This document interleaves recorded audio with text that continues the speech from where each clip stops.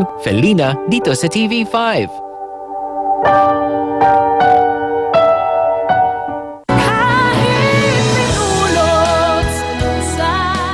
Hindi niya alam ang ginagawa niya. Ganun ba? Kaya may karapatan siyang pumatay ng tao?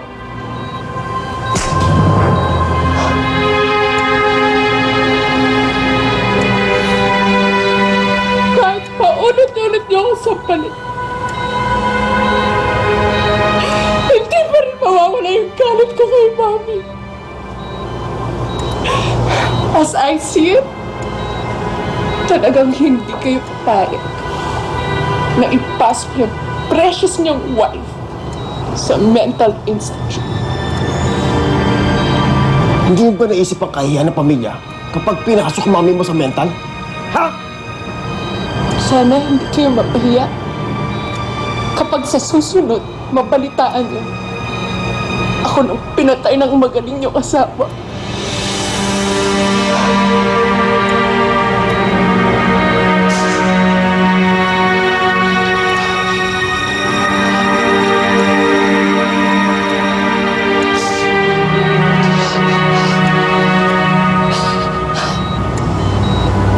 Lola, I promise you,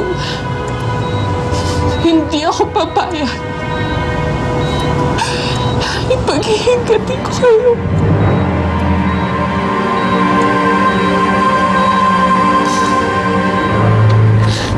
Nay, napakatagal ko po hinintay ang pagkakataon na to. Marami po salamat. Naman, nabawi ako. Napangako sa'yo, mabawi ako. Lahat ng panahon na naghirap ka, babawiin ko lahat yun. Pero sana, anak, meron sana akong ihiling sa'yo eh. Sana manatili ka na dito eh.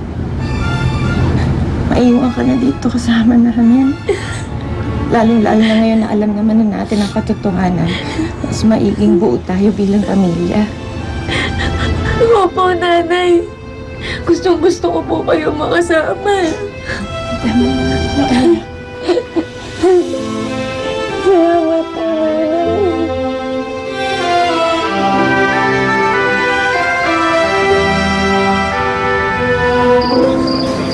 O, Pigoy! Gabi na! Huwag ka magpahamog. Pupunta po kayo ulit ng boxing? Sige na, gabi na. Baka hinanap ka na ng nanay mo. Mag-iingat ka, kuya. Alam ko kahit may tampuan kayo ni Ate Felina, masasaktan din yun kapag may nangyari sa'yong masama.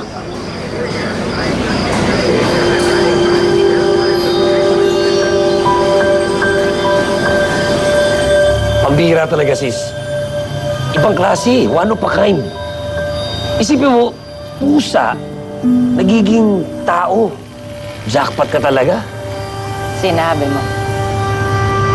Bakit di kaya magpabuntis ka ulit? Basta ganun eh, magkaroon tayo ng maraming pagkakitaan. Che! Tigilan mo. Kailangan ko ngayong panindigan ang pagiging mabait kay Felina. Dapat, mag-isip nga tayo ng magandang plano eh. Kung paano natin siya pagkakitaan. Mag-isip ka. Sabi!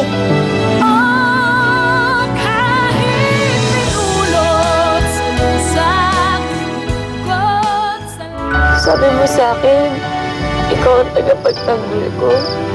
Bakit ngayon, ikaw na nananakit ng damdamin ko? Sa tingin ko, kaya pa rin natin pasukin ang bahay niya. Kung natakasan mo si kamatayan doon, baka matuluyan ka ngayon. Alam mo, Felina, nung naimbento ang pagsisinungaling sa mundo, nakyaw yung lahat ng nanay mo eh. Pag makita mo yung papakita sa'yo, nakakasiguro ko magiging interesado ka. Anak, kasi malaking halaga ng pera ang kailangan natin. Kaya may naisip si Hugo na paraan para kumita ng pera na mabilis. Panoorin mo lang kasi dito ka namin ilalaban.